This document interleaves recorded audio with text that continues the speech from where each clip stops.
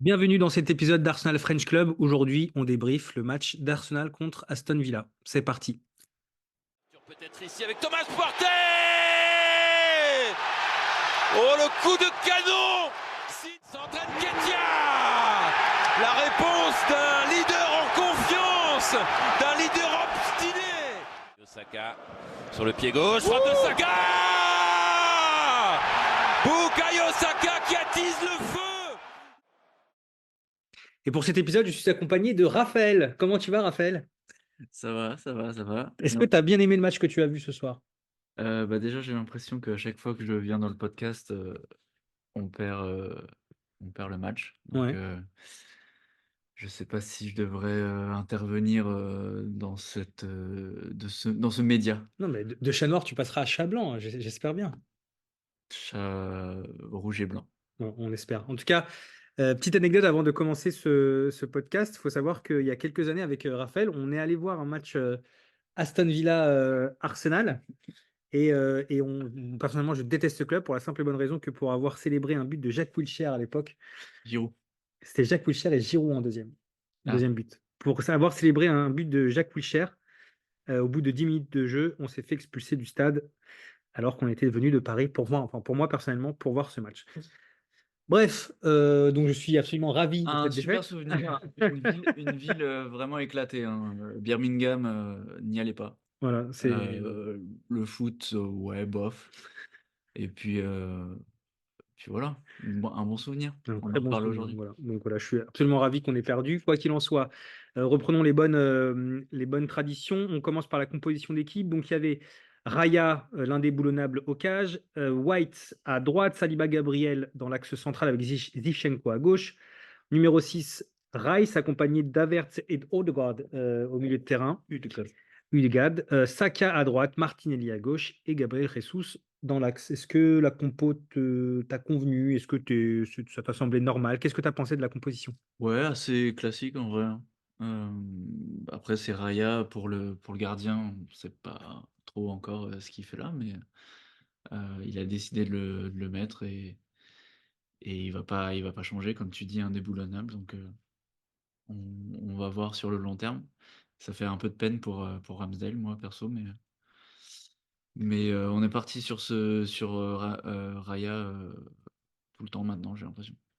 Je ne sais pas dans quel club, peut-être à part à Paris, où un gardien a le droit de faire autant de boulettes sans être inquiété le moins du monde. Mais bon, visiblement, chez Arsenal, c'est le cas.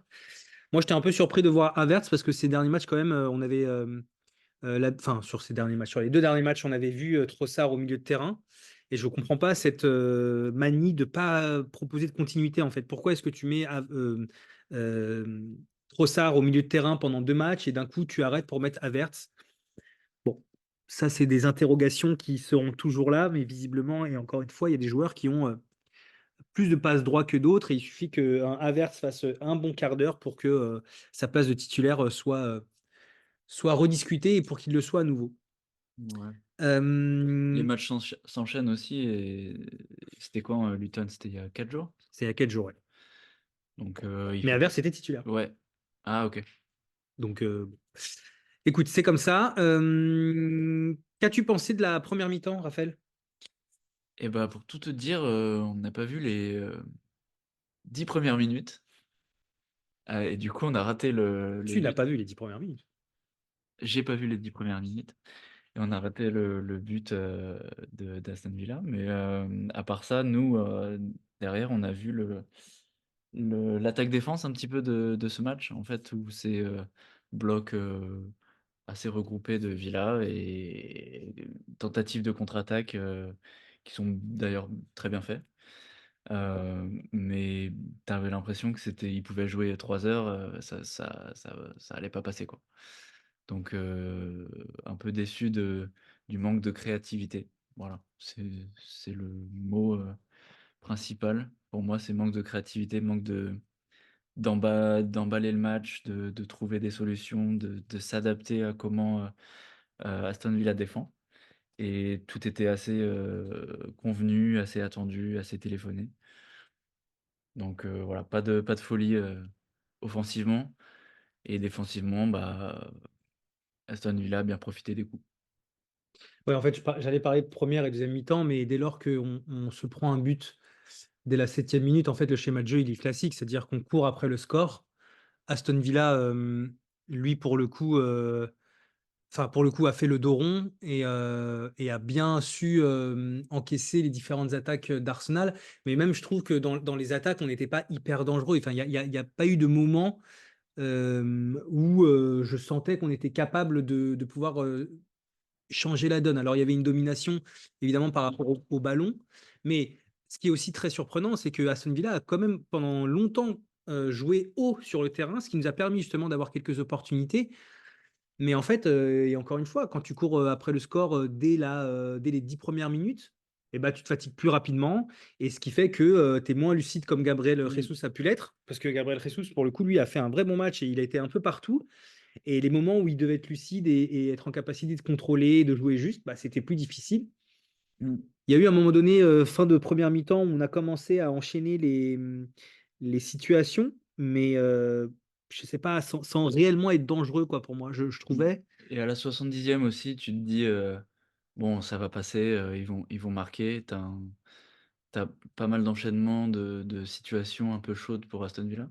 Donc tu te dis: «Ça va passer» et après il suffit d'une petite contre-attaque, d'une balle, bien dosée, vers l'avant, Watkins ou les entrants aussi ont fait du bien, Diaby et tout, à Aston Villa et ben, pour eux, ça leur a fait du bien et ils sont repartis, comme la première mi-temps, quoi. Ouais, Et ce que tu dis, c'est très juste, c'était pas un bloc bas, c'était un bloc regroupé, mais pas bas. ouais, exactement. Et c'est ça qui était bizarre, c'était qu'on s'est pas buté contre un mur, à le essayer de le contourner et cetera. C'était juste, un manque de verticalité, parfois dans les passes.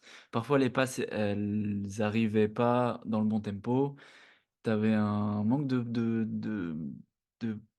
1re touche. En fait, c'était assez, oui, il faisait le contrôle 10 fois. Je pense à Martinelli, par exemple, ou Zinchenko qui fait le contrôle 10 fois avant de faire la passe. Alors que L'action l'action nécessite de faire le one touch, l'action où Havertz décale Gabriel Jesus, qui lui-même la met à Haute-Garde, et Haute-Garde fait 4 contrôles ou 3 touches de balle avant de tirer, qui ouais, permet l'arrêt de bah, c'est un peu la meilleure occasion, Martinez. du match, j'ai envie de dire pour Ouais, c'est la meilleure occasion du match. Ouais, ouais, c'est la meilleure occasion du match.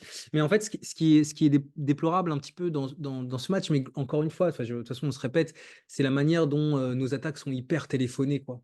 Dire que Martinelli, on sait ce qu'il va faire, Saka, on sait ce qu'il va faire, on connaît les schémas des centres en retrait de Saka pour Odegaard et ses tirs. Enfin, je veux dire, c'est hyper téléphoné, ça manque de créativité, là où Aston Villa, en fait, là où Aston Villa, on sait ce qu'ils veulent faire et on comprend le schéma de jeu. Je trouve que Arsenal, ce qui est difficile, c'est que, en tout cas sur ce match-là, on poussait sans réellement passer par des schémas préférentiels. Mais c'était le fait que le bloc équipe soit haut et pousse collectivement qui a de temps en temps déstabilisé l'équipe, quoi, adverse. Mais sinon, je sais pas, j'ai trouvé le match très long. De toute façon, ces derniers temps, je vous avoue que je prends très peu de plaisir à voir Arsenal jouer. Qu'on gagne nos matchs parce qu'on est supérieur à beaucoup d'équipes, mais que globalement, dans les matchs, on n'est pas hyper flamboyant. Est-ce que tu as éventuellement d'autres choses à dire, toi, sur le match, sur en certaines choses vrai avant qu'on revienne individuellement sur plusieurs joueurs? moi, en vrai, pas grand-chose à dire. En fait, le match, c'était assez, attendu. Et pas de solution et même sur le banc, j'étais assez déçu des entrants. Si Ouais, on parle individuellement maintenant, si tu veux. ouais. Ouais, ouais, non, non, on va parler individuellement. Moi, encore une fois, enfin, je le dis juste. Euh, McGinn a fait un match extraordinaire pour le coup pour Aston Villa. Visiblement, Ronaldinho Et est écossais. écossais ce soir, en tout cas. Vraiment un match extraordinaire. Euh, et C'est le genre oui, de match qu'aime pas, Arsenal, en tant qu'adversaire, c'est avoir des morts de faim, ouais, exactement. sur tous les ballons. parce que, Parce que en fait, ça évite Arsenal de s'exprimer, quoi. C'est vraiment voilà, la pire chose, tu casses du Odegaard, tu casses du Martinelli, bah, tout de impact suite physique très important, ouais. ouais, tout de suite tu Et, limité techniquement. et surtout, et encore une fois, quand tu prends un but dès la 7e minute, bah ouais, enfin, tout de suite, le schéma de jeu, il change. Tu as une équipe qui veut conserver le score et qui sait très bien le faire comme Aston Villa. Et tu as une équipe comme Arsenal aime avoir le ballon et qui a tendance à, comme tu l'as dit, trop le garder pour essayer d'en faire quelque chose de positif. Individuellement, est-ce qu'on a quelque chose à dire sur Raya et ses mains de Mikel, hein? Vous voyez, il a des gants. Est-ce qu'ils sont à sa taille, ces gants? Est-ce qu'on s'est posé cette question? Je trouve qu'il a des gants. Il y a les mêmes au Disney Village. Ouais, on est d'accord, hein? Raya non, rien de spécial pour le coup, il a pas eu grand chose à faire. Il s'est pris juste le but qu'il faut pas et puis Voilà. voilà, il y avait pas d'assiègement, spécifique d'Aston Villa sur le but de Raya donc pour le coup, on va pas le blâmer non plus pour cette défaite, Ouais, moins de prise de risque au pied. Par contre, ça, on peut le dire. Je pense j'espère qu'il va qu'il commence à comprendre certaines choses. Et comme d'hab, il n'a pas non plus sauvé l'équipe. Donc, bon. On est sur une droite lignée de ce qu'il fait ces derniers temps. Sur la défense, White. heu, un peu l'ombre de lui-même, par rapport au 1 mois de cette saison et puis, évidemment l'année dernière. Mais rien de spécial à dire. Moi, c'est Saliba sur la deuxième mi-temps, j'ai bien aimé. Il a fait des interventions super, tranchantes, j'ai trouvé, pour bien recontrôler le ballon parce que c'était nécessaire. À un moment donné, Aston Villa, poussait en contre et ça aurait pu partir, en 2-0, rapidement. Donc j'ai bien aimé, mais après sur le reste, l'assise défensive, c c'était, Globalement, c'est OK c'était défensivement. OK, Globalement, ouais. on est plutôt OK. Ben White, effectivement, depuis qu'il ressemble plus à Mode Pokora, c'est ce que je te disais pendant le match. Mais effectivement, on a l'impression qu'il est malheureux sur le terrain, je sais pas, moins présent, moins impactant qu'avant. Et moi, je persiste à dire en revanche qu'il y a un vrai problème avec Zinchenko et son positionnement. Moi, je trouve que son positionnement, ça va pas, quoi. Il y a c'est pour ça d'ailleurs que McGinn a très bien joué, c'est parce qu'il avait la place et la possibilité de le faire. Moi, je trouve que Zinchenko, son positionnement hyper axial, mais franchement, grandement en difficulté l'équipe. Alors, soit tu le mets milieu de terrain à la place d'Havertz, et moi, je pense qu'il peut briller et qu'il peut prendre un petit peu le rôle qu'avait Xhaka l'année dernière, c'est-à-dire d'apporter du soutien au latéral gauche, mais également à Martinelli à gauche. Mais cette manie qu'il a de jouer quasiment numéro 6 et donc de laisser son couloir libre à chaque fois. On s'est fait avoir à Lens, c'était la même chose. Aujourd'hui, on se fait avoir de la même manière contre Newcastle, c'était pareil. Enfin, je sais pas, je trouve qu'à chaque fois, ce positionnement axial de Zinchenko nous pose problème. Sans oublier que effectivement, c'est pas là où il est le meilleur défensivement, Zinchenko en plus. Bon, aujourd'hui, on n'a pas le choix parce que de toute façon, Timber est blessé. Euh, euh, mince, j'ai plus son nom, le japonais. Tomiyasu. Tomiyasu, que j'adore, est blessé également. Et on a eu la merveilleuse idée de prêter notre latéral écossais du côté de la Real Sociedad, Tierney. Donc voilà, il Ouais. doit jouer, c'est comme ça. Ouais, Zinchenko, on se dit que il est pas là offensivement, il est pas là défensivement et on sait pas où il est, en fait, au final. Ouais, je suis absolument d'accord. Moi, c'est ce que Et je dis depuis le début de parce saison. qu'il rentre, il rentre trop dans le cœur du jeu alors qu'il est pas supposé y être et Et du coup, Martinelli est il hyper apporte pas esselé. grand-chose. Et Martinelli est hyper esselé devant. Martinelli est hyper esselé devant. Et je sais pas si c'est parce que, je sais pas s'il compense le manque d'activité, on va revenir d'un Havertz, qui fait qu'ils se sont obligés de jouer au milieu de terrain. Mais il y a quelque chose qui va pas. Tu peux pas laisser ton ailier gauche à ce point seul, quand tu vois qu'en plus, du côté droit, avec soit Tomiyasu, soit White et Saka, ça combine et ça marche Mmh. mieux, quoi. C'est problématique. Bref, milieu de terrain, Rice, pour moi, c'est comme d'hab, c'est du très haut Le niveau. le patron. Le patron, franchement, exemplaire.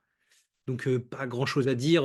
Même offensivement, il a essayé d'apporter, il a essayé de faire des choses. Lui, pour le coup, il met de l'impact, comme un McGinn, à Aston Villa, ce genre de joueur qui met de l'impact, qui met du physique pour justement gagner les ballons, au milieu de terrain Mm. et c'est ce qu'il a fait, il en a gratté pas mal. Il s'est bien projeté vers l'avant aussi parfois, donc pas grand chose à dire, sur Rice en vrai. Odegaard? top joueur. Odegaard, il a manqué de spontanéité sur l'action là dont on parlait tout à l'heure. Pour moi, il fallait la tirer, Ouais, une touche, ouais. à une touche. Petit côté, Une croisée à la ouvert, rigueur, mais mais assez, ouais, pas trop pas grand-chose à se mettre sous la dent au niveau, créativité et heu et les combinaisons sur coup franc, corner et cetera, j'ai pas compris. Ils voulaient faire des trucs, répétés à l'entraînement qui n'ont absolument pas c'est marché. vrai, tu as raison. Tout était mal senti, c'est Tout vrai. était un peu mal senti, c'était pas le bon jour, c'était pas le bon moment, En c'était fait, tu pas as raison, enfin, il t'a dit un truc très juste, tout à l'heure et je pense que c'est ça, c'est là où il doit progresser maintenant, c'est que dès que tu imposes un combat physique à Odegaard, bah, il y arrive pas, quoi. ouais. Il se et c'est vrai que le match s'est aussi beaucoup joué au milieu de terrain et Et après tu peux avoir des joueurs comme ça, hein, c'est pas grave parce que techniquement, il te rattrape le truc et parfois il est juste brillant, quand justement il y a pas un mort de faim sur lui tout le temps, oui, mais c'était le cas aujourd'hui. et c'était le cas aujourd'hui et c'était le cas, pour, ouais, même un peu tous les joueurs, hein. Je pense à Martinelli aussi, il s'est un peu fait bouffer, j'ai trouvé donc ouais. Et Havertz, Havertz, vas-y toi, d'abord. Je sais que tu es pas, en fait, ce qui m'agace avec Havertz, c'est moi je le dis, je le répète, ce qui m'agace avec Havertz, c'est son manque d'activité. C'est son manque d'activité, c'est son manque de constance, dans le match. Il a fait une ou 2 incursions qui étaient pas trop dégueulasses, mais globalement, je trouve qu'à ce niveau-là et à ce niveau d'intensité-là, il a pas à être sur le terrain, quoi. Moi je tu t'handicapes en fait, tu joues avec une jambe en bois, quand tu as Havertz. Parce que au niveau intensité de première ligue, moi, il me fait penser à Ozil à l'époque. Sauf que la différence, c'est que Ozil, il était capable par sa technique et sa vision du jeu de débloquer ou par la manière dont il avait de tirer les coups de pied arrêtés, de débloquer un match. Havertz, il a cette nonchalance et ce manque d'activité que pouvait avoir de temps en temps un Ozil, enfin même souvent, sans en plus être décisif. Alors ouais, ça commence à être compliqué, et quoi. parfois dans l'attitude aussi, on dirait qu'il est pas concerné. Non, il n'est pas concerné. Moi, je le C'est répète, pas son les, problème. les- les- les contre-attaques que l'on mène, où à chaque fois, tu vois des joueurs débouler dans le camp adverse et que tu n'as pas de solution parce que Adverse ne fait pas l'effort au lancement de l'attaque de faire son sprint pour proposer une solution, c'est compliqué. Moi, franchement, après, je pense qu'on a déjà tout dit sur ce mec. Voilà pour moi. Je sais pas si toi, tu as autre chose à dire, Moi, mais je suis un peu aligné, il est pas décisif, il est pas en fait, pourquoi concerné tu es là, quoi? parfois. Exactement, pourquoi il est là? Qu'est-ce que tu apportes? En fait, c'est vraiment la question, c'est qu'est-ce que tu apportes? Après dans la rotation, il peut être, utile, à des Ouais, moments. mais pas contre Aston Villa qui est troisième de première ligue et qui vient de Voilà, battre City. c'est le problème, c'est les gros matchs.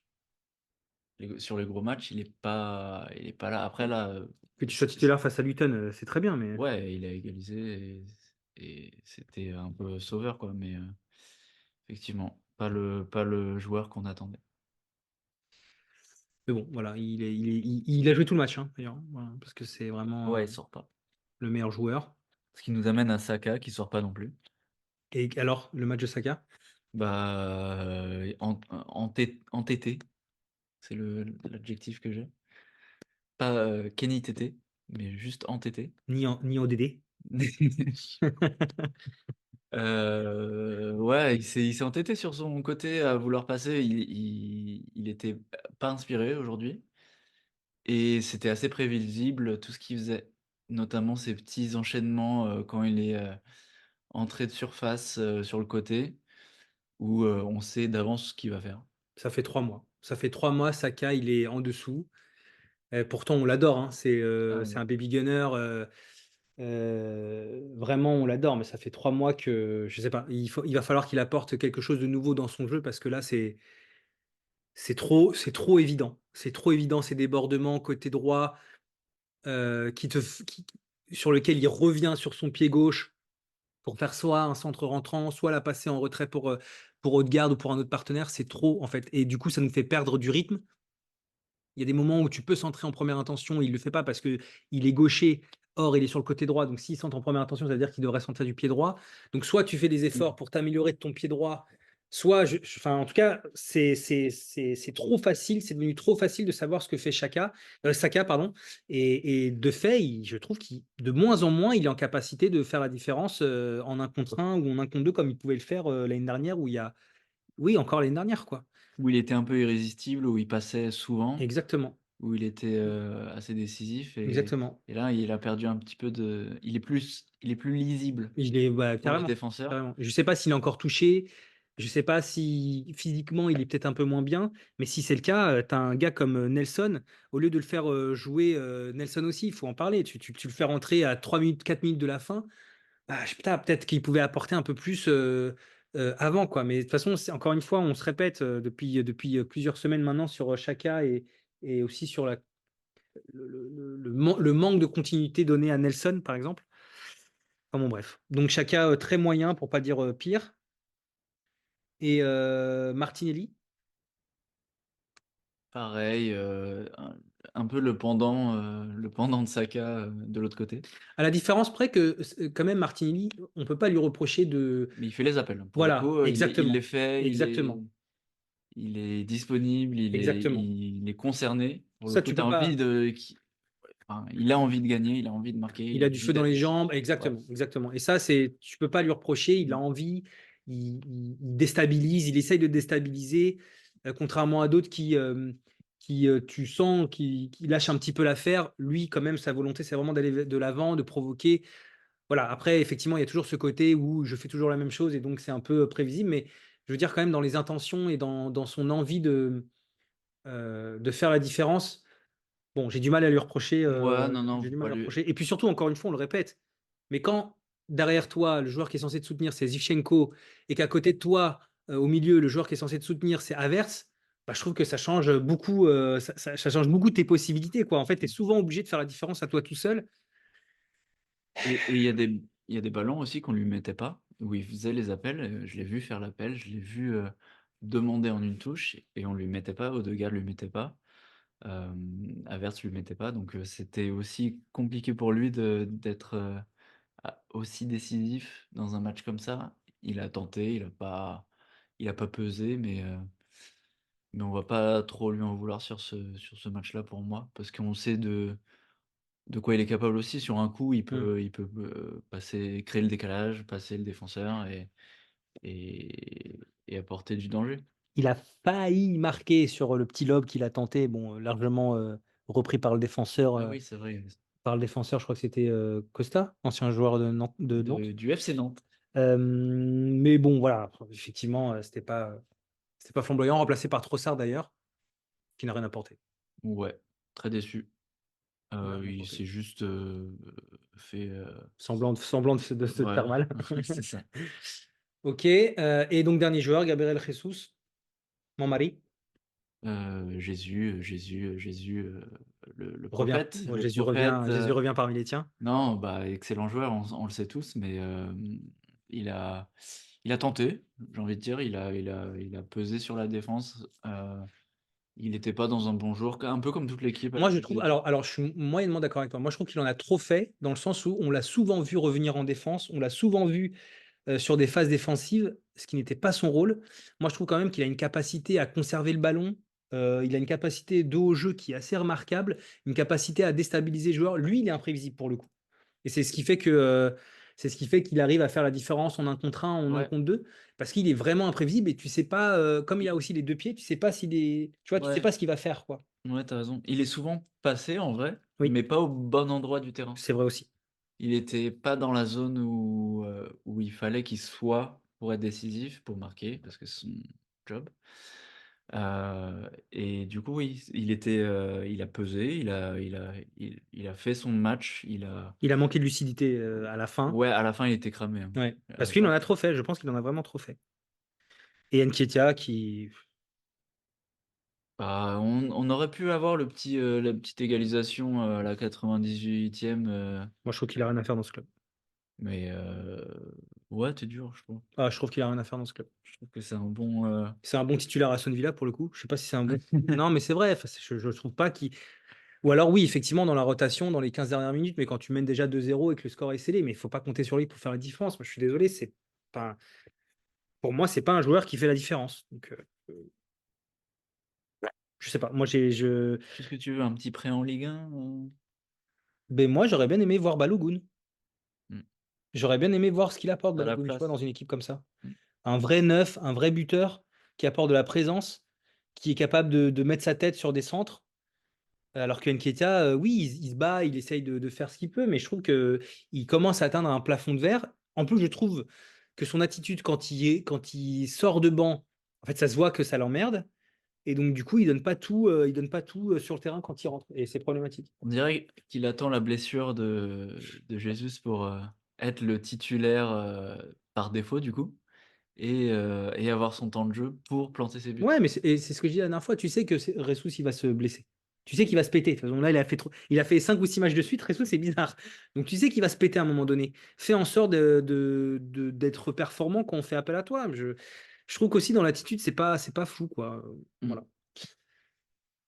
Bah, voilà, écoutez, hein, est-ce que tu as d'autres choses à rajouter? Je pense qu'on a été assez complet. Ouais, on a fait le tour sur, collectivement, individuellement. Il y avait pas grand-chose, non plus, à dire, Ouais. je pense que ça on se disait que ça allait aller assez vite. Franchement, moi, je vous le dis, les gars,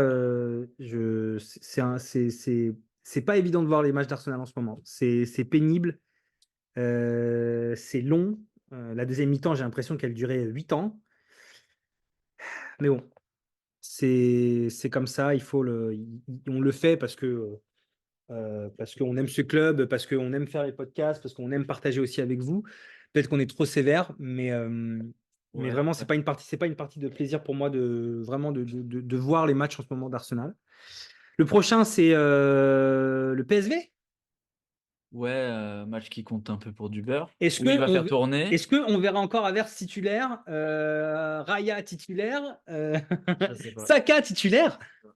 Bah là, on est premier assuré. Donc, si tu fais pas tourner à ce moment-là, vraiment, on est sur un petit foutage de tronche, hein. Ouais. Donc oui, Mais donc surtout, il y a les gros matchs qui arrivent, c'est ça, du Boxing Day et c'est cetera. ça, C'est c'est la ça. période un peu charnière, Bah après, on joue Brighton et après, on joue Liverpool. ah ouais, qui revient bien, enfin qui est premier tout Et après, simplement. West Ham, hein, contre qui on a perdu en Cup, si je dis pas de bêtises.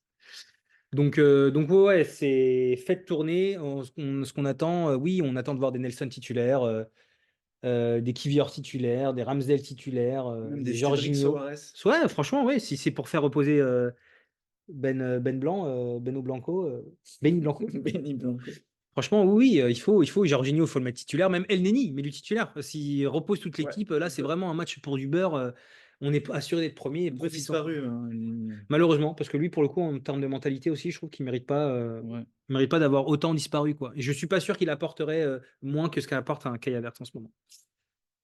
Merci de nous avoir suivis en tous les cas. N'hésitez pas à nous suivre. On poste le podcast sur Spotify, Deezer, YouTube. Donc n'hésitez pas à mettre des commentaires. N'hésitez pas à nous dire si vous n'êtes pas d'accord. N'hésitez pas à nous dire si vous êtes d'accord. Ça nous fait aussi du bien, ça nous donne de la force. Et puis donc on se dit à mardi pour ce match de Ligue des Champions. Salut. Peace.